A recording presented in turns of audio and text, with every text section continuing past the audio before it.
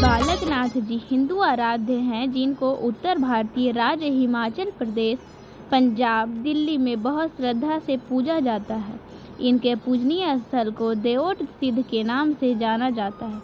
यह मंदिर हिमाचल प्रदेश के हमीरपुर जिले के चकमोह गांव की पहाड़ी के उच्च शिखर में स्थित है। मंदिर में पहाड़ी के बीच एक प्राकृतिक गुफा है।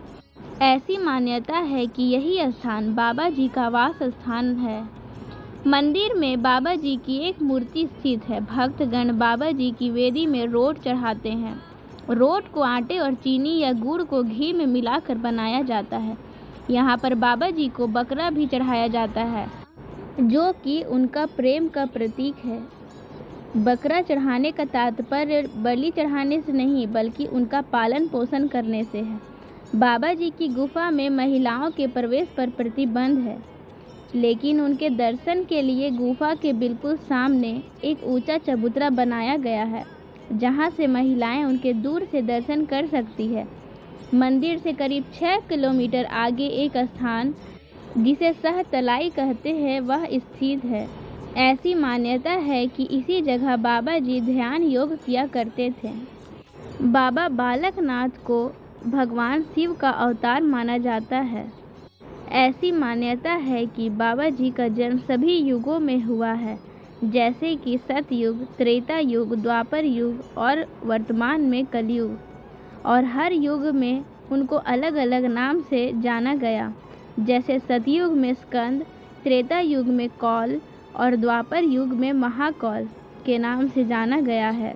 अपने हर अवतार में उन्होंने गरीबों एवं निसहायों की सहायता करके उनके दुख, दर्द और तकलीफ़ों का नाश किया है। हर एक जन्म में यह शिव के बड़े भक्त कहलाए। द्वापर युग में महाकौल जिस समय कैलाश पर्वत जा रहे थे, जाते हुए रास्ते में उनकी मुलाकात एक वृद्ध स्त्री से हुई। उसने बाबा जी से गंतव्य में जाने का अभिप्राय पूछा।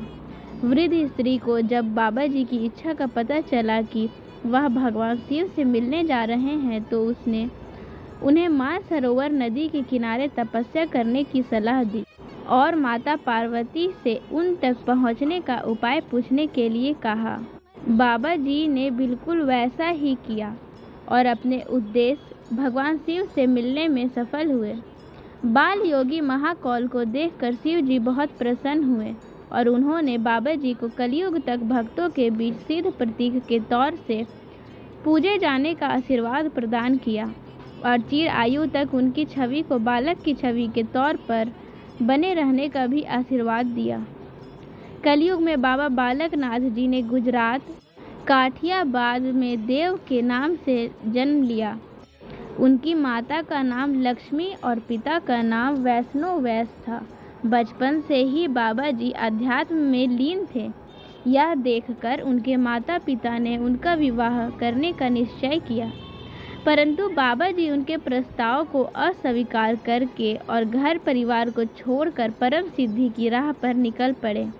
और एक दिन जूनागढ़ की गिरनार पहाड़ी में उनका सामना स्वामी दत्तात्रेय से हुआ और यहीं पर स्वामी दत्तात्रेय से बाबा बालकनाथ जी ने सिद्ध की बुनियादी शिक्षा ग्रहण करी और सिद्ध बने। तभी से उन्हें बाबा बालकनाथ जी के नाम से जाना जाने लगा।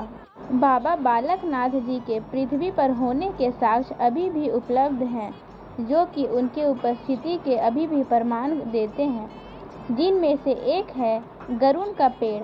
यह पेड़ अभी भी सहतलाई में मौजूद है। इसी पेड़ के नीचे बाबा जी ने तपस्या किया था। और एक अन्य साक्ष्य के अनुसार इसके पीछे की एक कथा है कि एक महिला जिसका नाम रत्नो था, उसने बाबा जी को अपनी गायों की रखवाली के लिए रखा था, जिसके बदले में रत्नो बाबा जी को रोटी और लस्सी खाने को देती थी। ऐसी मान्यता है कि बाबा जी अपनी तपस्या में इतने लीन रहते थे कि रत्नों द्वारा दी गई रोटी और लस्सी खाना याद ही नहीं रहता था। एक बार जब रत्नो बाबा जी की आलोचना कर रही थी कि वह गायों का ठीक से ख्याल नहीं रखते, जबकि रत्नो बाबा जी का पूरा ख्याल रखा करती थी, खूब खाने पीने का ध्यान रखती थी, रत्नों का इतना ही कहना था कि बाबा जी ने पेड़ के तने से रोटी और जमीन के नीचे से लस्सी को उत्पन्न कर दिया। बाबा जी ने सारी उम्र ब्रह्मचर्य का पालन किया और इसी बात को ध्यान में रखते हुए उनकी महिला भक्त गर्भ गुफा में प्रवेश नहीं करती, जो कि प्राकृतिक गुफा में स्थित है, जहाँ पर बाबा जी तपस्या करते हुए अंतर्ध्यान हो गए थे। इस प्रकार बाबा बालकनाथ जी की पूरी कथा का वृतांत बताया गया है। बाबा बालकनाथ जी भगवान शिव के अंश अवतार माने जाते हैं। जय भोलेनाथ।